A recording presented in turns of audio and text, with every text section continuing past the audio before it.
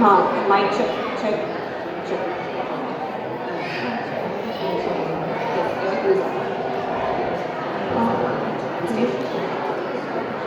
Exam check ಮಾಡ್ಕೊಂಡು check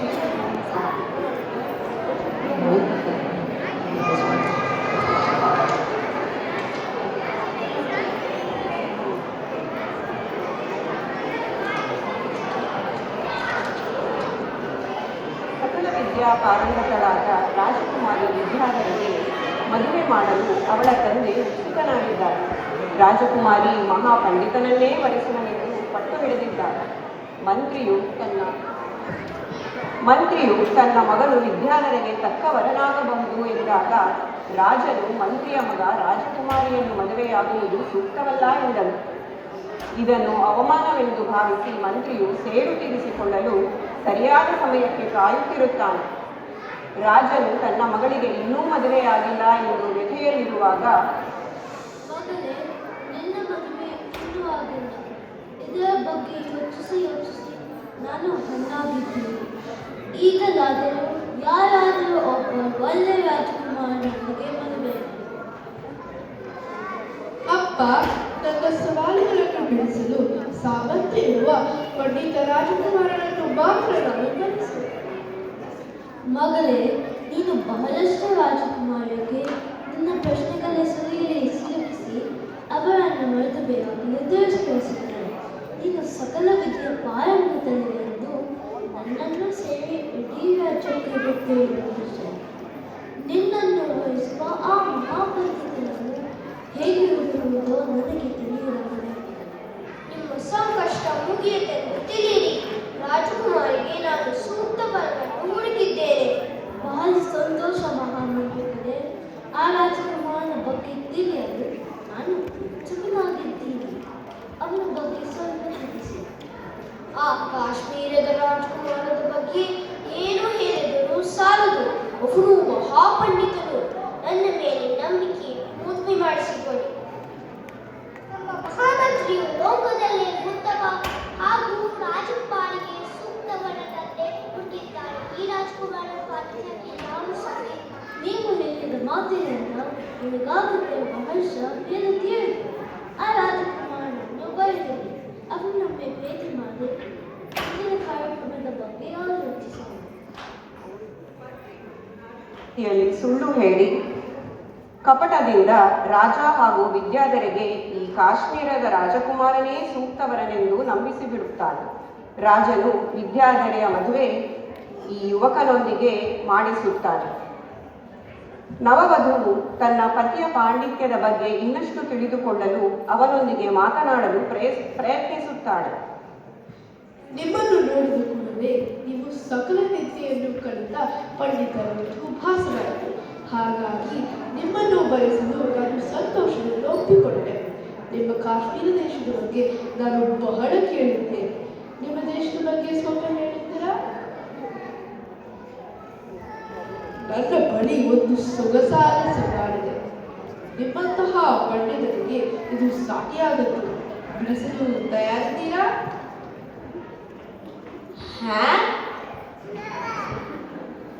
ನೀವೇಕೆ ಏನು ಮಾತನಾಡುತ್ತಿಲ್ಲ? ನನಗೆ ನಿಮ್ಮಷ್ಟು ಜ್ಞಾನ ಇಲ್ಲವೆಂದು ನಿಮಗೆ ಏನಾದರೂ ಬೇಸರವಿದೆಯೇ? ನನ್ನಲ್ಲಿ ಏನಾದರೂ ಕೇಳುವುದಿದ್ದರೆ ಕೇಳಿ. ಕೇಳುವುದಕ್ಕೂ ಹೇಳುವುದಕ್ಕೂ ಇದು ಸಮಯವಲ್ಲ. ನನ್ನಿಂದ ಏನಾದರೂ ತಪ್ಪಾಗಿದ್ದರೆ ದಯವಿಟ್ಟು ಕ್ಷಮಿಸಿ ಹಾಗೂ ಸರಿಪಡಿಸಿಕೊಳ್ಳಲು ಅವಕಾಶ ಮಾಡಿ. ಯಪ್ಪ, ಒಳ್ಳೆ ಬಿಟ್ಲಾಟಕ್ಕಾಯ್ತಲ್ಲಪ್ಪ. ಹೇಳುವುದಕ್ಕೂ ಕೇಳುವುದಕ್ಕೂ ಇದು ಸಮಯವಲ್ಲ. ನಿಮಗೆ ಬೇರೇನು ಮಾತನಾಡಲು ಬರೋದಿಲ್ಲವೇ? ಆ ಮೂದೇವಿ ಮಂತ್ರಪ್ಪ ಇದರಷ್ಟೇ ಹೇಳ್ಕೊಟ್ಟಿದ್ದು. ನಿಜ ಹೇಳು, ನೀನು ಯಾರು?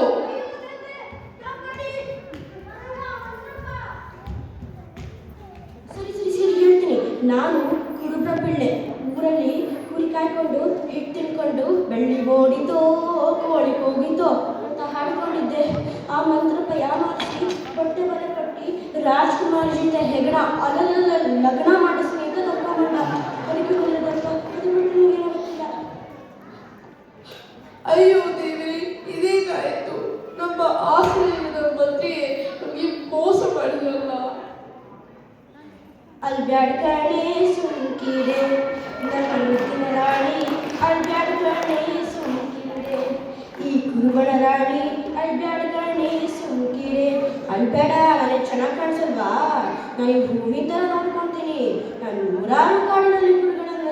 ರಾಣಿ, ಆ ಕಡೆ ನಾನೇ ರಾಜ ನೀನೇ ರಾಣಿ. ಹೊಟ್ಟೆ ತುಂಬ ಹಿಟ್ಟಿರುತ್ತೆ, ಎಂತ ಬೇಕು ನಿಮಗೆ? ನೀವು ತುಂಬಾ ಒಳ್ಳೆಯವರು. ಬೇರಾರದು ತಪ್ಪಿನಿಂದ ನಮ್ಮ ಜೀವನ ಹಾಳಾಗುವುದು ಸರಿಯಲ್ಲ. ಇದಕ್ಕೆಲ್ಲ ಉತ್ತರ ನೀವೇ ಕೊಡುವರು. ಬನ್ನಿ ಹೊರಡೋಣ. ವಿದ್ಯಾಧರೆ ತನ್ನ ಪತಿಯನ್ನು ಕರೆದುಕೊಂಡು ಕಾಳಿದೇವಿಯ ಗುಡಿಗೆ ಬರುತ್ತಾಳೆ.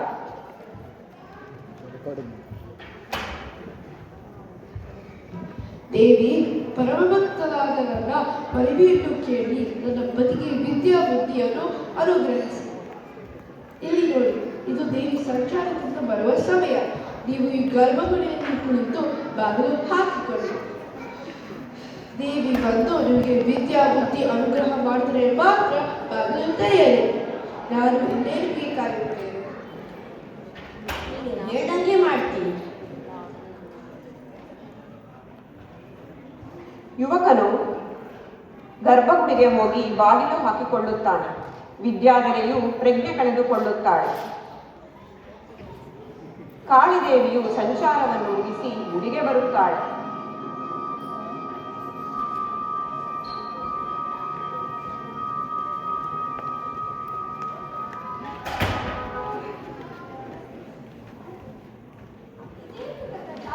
ಬಾಗಿಲು ಹಾಕಿದೆ. ಯಾರಲ್ಲಿ ಬಾಗಿಲು ಹಾಕಿರುವುದು? ನಾನು ಕುರುಬರಪಿಳ್ಳೆ, ಬಾಗಿಲು ಜಡಾಯಿಸಿದ್ದೀನಿ. ನನ್ನನ್ನೇಕೆ ತಡೆದಿರುವೆ? ಬಾಗಿಲು ತೆರೆಯುವಿರಾ? ಇಲ್ಲ, ಅದಕ್ಕಿಲ್ಲ. ಸರಿ, ಈಗ ಆಟ ಸಾಕು, ನನ್ನನ್ನು ಒಳಗೆ ಬಿಡು. ಇಲ್ಲ, ಅದಕ್ಕಿಲ್ಲ. ನನ್ನ ಹೆಂಡ್ರು ಹೇಳೋಳೆ, ವಿದ್ಯಾಬುದ್ಧಿ ಕೊಟ್ಟರೆ ಮಾತ್ರ ಬಿಡೋದು. ಹಾಗೆ ಬಾಗಿಲು ತೆಗೆಯಿಲ್ಲ. ಓಹೋ, ಆ ಥರ ಹೇಳಿದ್ರೆ ತೆಗಿತೀನಾ? ವಿದ್ಯಾ ಬುದ್ಧಿ ಕೊಡ್ತೀನಿ ಅಂತ ಮಾತು ಕೊಡಬೇಕು, ಆಮೇಲೆ ಮಾತ್ರ ತೆಗೆಯೋದು. ಹಾಗೇ ಆಗಲಿ.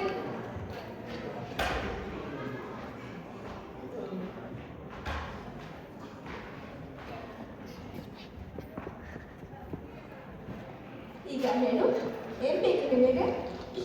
ವಿದ್ಯಾ ಬುದ್ಧಿ. ಹೆದರಬೇಡ, ಧೈರ್ಯವಾಗಿ ಹೇಳು. ವಿದ್ಯಾ ಬುದ್ಧಿ ಅಷ್ಟೇನಾ? ಬೇರೆ ಏನು ಬೇಡವಾ? ಬೇರೇನು ಬೇಡ. ಆಸ್ತಿ ಅಂತಸ್ತು? ಬೇರೇನು ಬೇಡ, ವಿದ್ಯಾ ಬುದ್ಧಿ ಕೊಟ್ಟರೆ ಸಾಕು. ನಿನ್ನ ಮುಗ್ಧತೆಗೆ ನಾನು ಪ್ರಸನ್ನನಾಗಿದ್ದೇನೆ. ನಿನ್ನಿಷ್ಟದಂತೆ ಆಗಲಿ. ಈಗ ಕುಳಿತು ನನ್ನ ಕಾರಿಗೆ ಹೊರಟೇಗೆ.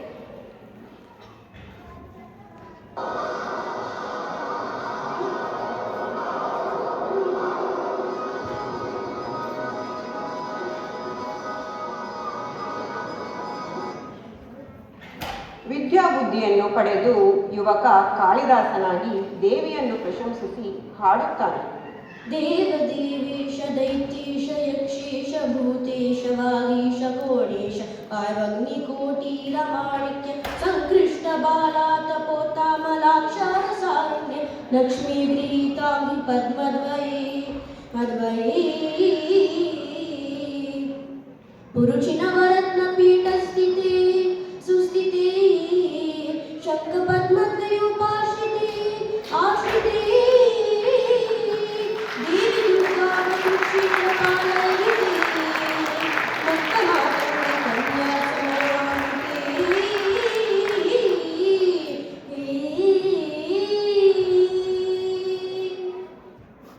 सर्वयंत्रात्मिके सर्वमंत्रात्मिके सर्वतंत्रात्मिके सर्वमुद्रात्मिके सर्वशक्त्यात्मिके सर्ववर्णात्मिके सर्वरूपे जगन्मातृके हे जगन्मातृके पाहि मां पाहि मां पाहि मां पाहि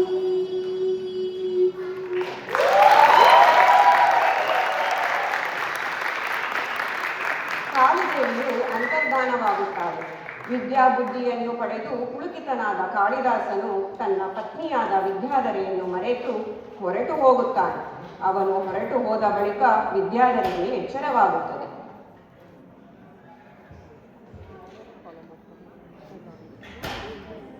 ಸ್ವಾಮಿ, ಎಲ್ಲಿ ಹೋದ್ರಿ? ನನ್ನ ಪತಿಗೆ ವಿದ್ಯಾ ಬುದ್ಧಿ ಕೊಡೆಂದು ಬೇಡಿದರೆ ಅವರನ್ನು ನನ್ನಿಂದ ದೂರ ಮಾಡಿದೆಯಾ ದೇವಿ? ಇರಲಿ, ಇದನ್ನೇ ನಿಮ್ಮ ಆಶೀರ್ವಾದವೆಂದು ನಾನು ತಿಳಿಯುತ್ತೇನೆ. ನನ್ನ ಪತಿಯನ್ನು ಹುಡುಕುವುದನ್ನೇ ನನ್ನ ಜೀವನದ ಗುರಿಯಾಗಿಸಿಕೊಳ್ಳುತ್ತೇನೆ.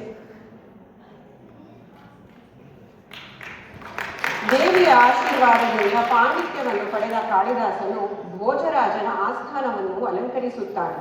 ಭೋಜರಾಜನು ದಾರಾನಗರದ ಜ್ಞಾನ ಸರೋವರದ ರಾಜ. ಅವನ ರಾಜ್ಯದಲ್ಲಿ ಸರಸ್ವತಿ ಸ್ವಯಂ ವಾಸ ಮಾಡುತ್ತಾಳೆ. ಅವನ ಆಸ್ಥಾನದಲ್ಲಿ ಮಹಾನ್ ಕವಿಗಳು ಹಾಗೂ ಪಂಡಿತರು ಆಶ್ರಯ ಪಡೆದಿದ್ದರು. ರಾಜ ಭೋಜನೂ ಕೂಡ ಸಾಕಷ್ಟು ಕೃತಿಗಳ ರಚನಾಕಾರನಾಗಿದ್ದ. ಇಂಥ ರಾಜ್ಯದಲ್ಲಿ ದೇಶ ವಿದೇಶಗಳಿಂದ ವಿದ್ವಾಂಸರು, ಪಂಡಿತರು ಜ್ಞಾನಾರ್ಜನೆ ಹಾಗೂ ಚರ್ಚೆಗೆ ಸದಾ ಬರುತ್ತಿದ್ದರು. ಹಾಗೊಂದು ದಿನ ರಾಜಭೋಜನ ಆಸ್ಥಾನಕ್ಕೆ ಗರ್ವಿಯಾದ ಒಬ್ಬ ಮಹಾಕವಿ ಬರುತ್ತಾನೆ.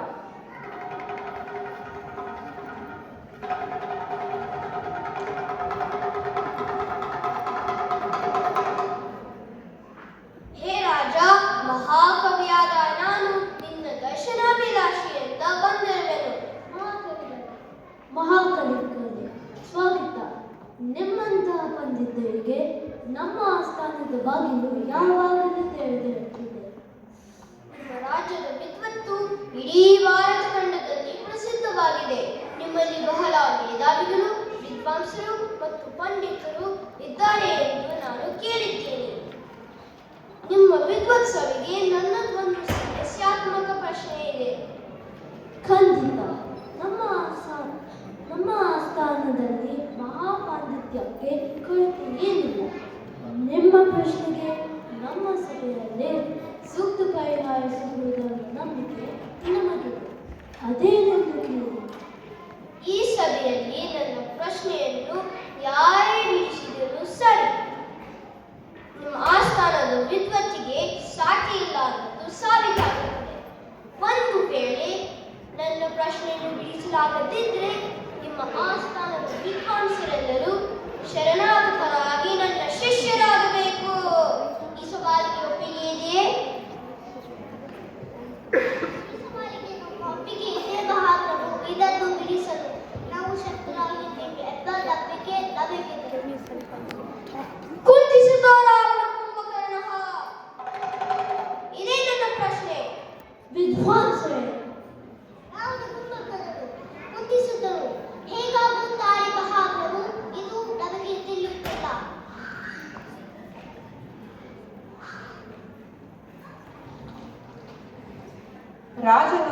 ರಾಜನು ಸೇರಿಸಿ ಎಲ್ಲರೂ ತಲೆ ತಗ್ಗಿಸುತ್ತಾರೆ. ಅದೇ ವೇಳೆ ಕಾಳಿದಾಸನು ಸಭೆಗೆ ಬರುತ್ತಾನೆ.